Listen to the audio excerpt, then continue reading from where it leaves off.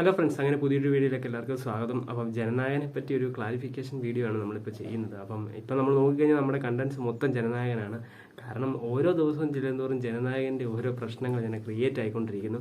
അപ്പം ഇന്നലെ നമ്മളൊരു വീഡിയോ ഇട്ടു. അതിനകത്ത് ആദ്യം വന്ന കമൻ്റ് എന്ന് പറഞ്ഞാൽ ടിക്കറ്റ് ബുക്ക് മൈ ഷോയിലൂടെ ടിക്കറ്റ് ബുക്ക് ചെയ്തിട്ട് അതിൻ്റെ റീഫണ്ടിൻ്റെ കാര്യങ്ങൾ ഒക്കെയാണ് കൂടുതൽ ആൾക്കാർ നമ്മളോട് കമൻറ്റ് ചെയ്തത്. അപ്പോൾ അതിനൊരു ക്ലാരിഫിക്കേഷന് വേണ്ടിയാണ് ഈ വീഡിയോ. ഇന്നലെ ജനനായകൻ പോസ്റ്റ്പോൺ ചെയ്തെന്നുള്ള ഒഫീഷ്യൽ ന്യൂസ് ഇതുപോലെ പ്രൊഡക്ഷൻ ടീം ഒരു പോസ്റ്റർ ഇട്ടിട്ടുണ്ടായിരുന്നു.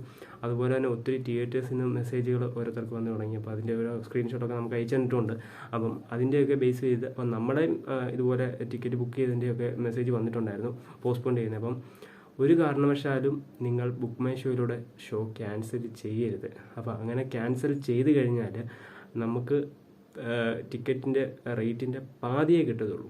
എന്നാൽ ഇതൊന്നും ചെയ്യാതെ ഓട്ടോമാറ്റിക്കലി അത് നിങ്ങളുടെ അക്കൗണ്ടിലോട്ട് റീഫണ്ട് ആയിക്കോളും. അതുപോലെ ഫാൻ ഷോസിൻ്റെ കാര്യവും പിന്നെ ടിക്കറ്റ് തിയേറ്ററിൽ പോയി എടുത്തവരുടെ കാര്യം, അങ്ങനെ എടുത്തവർ, അതായത് തിയേറ്ററിൽ പോയി ടിക്കറ്റ് എടുത്തവർ തിയേറ്ററുമായിട്ട് ബന്ധപ്പെട്ട് അവിടുന്ന് പോയി റീഫണ്ട് മേടിക്കുക. അപ്പം ബുക്ക് മൈ ഷോയുടെ കാര്യമാണ് ഞാൻ പറയുന്നത്. ബുക്ക് മൈ ഷോയുടെ അല്ലെങ്കിൽ തിയേറ്റർ അങ്ങനെ ഓൺലൈൻ വഴി ബുക്ക് ചെയ്തവർ ഒരു കാരണവശാലും ക്യാൻസൽ ചെയ്യാൻ നിൽക്കരുത്. അഥവാ ക്യാൻസൽ ചെയ്ത് കഴിഞ്ഞാൽ നിങ്ങളുടെ ആ ഒരു ഫണ്ടിൻ്റെ പാതിയെ നിങ്ങൾക്ക് കിട്ടത്തുള്ളൂ. എന്നാൽ ഇതൊന്നും ചെയ്യാതെ നമ്മൾ വെയിറ്റ് ചെയ്യുമ്പം ആ ഫണ്ട് ഏകദേശം 2-3 ദിവസം എടുക്കും. കാരണം ഇത്രയും പേര് ബുക്ക് ചെയ്തവർക്ക് റീഫണ്ട് കൊടുക്കേണ്ടതാണ്. അപ്പം അതിൻ്റെ ഒരു ഇതിൽ 2-3 ദിവസം കാലതാമസം പിടിച്ചേക്കാം. അപ്പം ഒന്നും ചെയ്യാതിരുന്നു കഴിഞ്ഞാൽ ആ ഫണ്ട് ഫുള്ളായിട്ട് തന്നെ നിങ്ങൾ മുടക്കിയ ഫണ്ട് അതേ രീതിയിൽ തന്നെ റീഫണ്ട് ആയിക്കോളും. എന്നാൽ നമ്മൾ ക്യാൻസൽ ചെയ്ത് കഴിഞ്ഞാൽ അതിൻ്റെ പാതിയെ നമുക്ക് കിട്ടത്തുള്ളൂ. അതാണിപ്പം തിയേറ്റർ ഓണേഴ്സ് ഒക്കെ പറയുന്നത്. അപ്പം എന്തായാലും ജനനായകൻ നാളെ റിലീസായിരുന്നു. ഇന്നത്തെ ദിവസം നമുക്ക് ഇങ്ങനൊരു വിഷമിക്കേണ്ട കാര്യമില്ലായിരുന്നു.